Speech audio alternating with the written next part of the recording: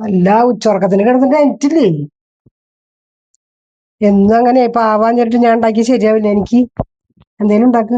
ഞാൻ ഉറങ്ങിപ്പോയി അമ്മ. ഞാൻ ഉണ്ടാക്കി തരാം. അതിനല്ലേ ഞാൻ വിളിക്കാൻ വന്ന് ഉറങ്ങിപ്പോയിങ്ങ. ഉണ്ടാക്കി പോയിട്ട് എന്തെങ്കിലും ഉണ്ടാക്കട്ടെ. ഞാനുണ്ടല്ലോ കൊറേ നാളായിട്ട് വിചാരിക്കുകയാണ് ഒരു സാധനം ഉണ്ടാക്കണമെന്ന്. അപ്പൊ നമുക്ക് ഇന്ന് അത് ഉണ്ടാക്കാം അല്ലെ. അതിന് വേണ്ടി നമ്മൾ 3 ഉരുളക്കിഴങ്ങ് തൊലിയൊക്കെ കളഞ്ഞ് വേവിച്ച് എടുത്തിട്ടുണ്ട്. അത് നമുക്ക് നന്നായിട്ടൊന്ന് ഉടച്ചെടുക്കണം.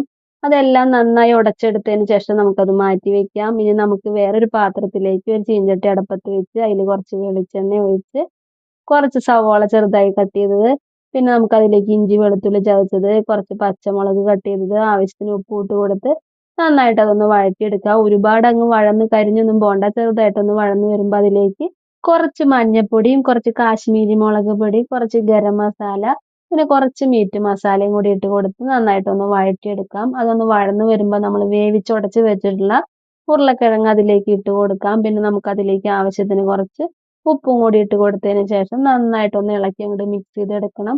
നന്നായിട്ട് ഇളക്കി മിക്സ് ചെയ്തതിന് ശേഷം നമുക്ക് അതിലേക്ക് കുറച്ച് മല്ലിയില കട്ട് ചെയ്തതും കൂടി ഇട്ട് കൊടുക്കാം. അതും കൂടി ഇട്ട് ഒന്നും കൂടി ഇളക്കി മിക്സ് ചെയ്തിട്ട് നമുക്കതൊന്ന് ചൂടാറാനായിട്ട് മാറ്റി വെക്കാം.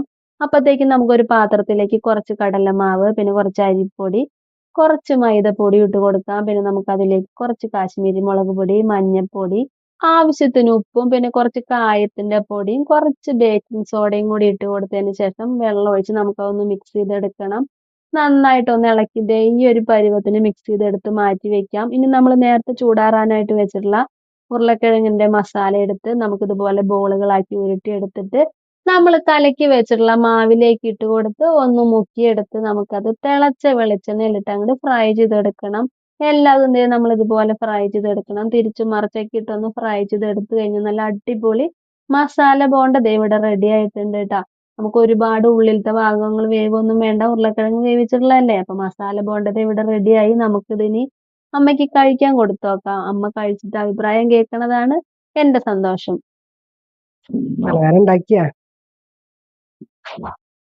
ഉറങ്ങാന്ന് പറഞ്ഞിട്ട് വിളിക്കാണ്ടിരുന്നാലേ എനിക്ക് ഇങ്ങനത്തെ ഒന്നും ഉണ്ടാക്കി തന്നെ അറിയില്ല.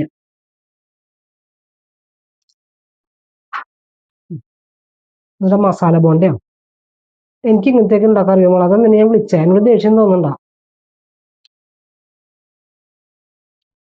സൂപ്പറായിട്ട് നല്ല മസാല,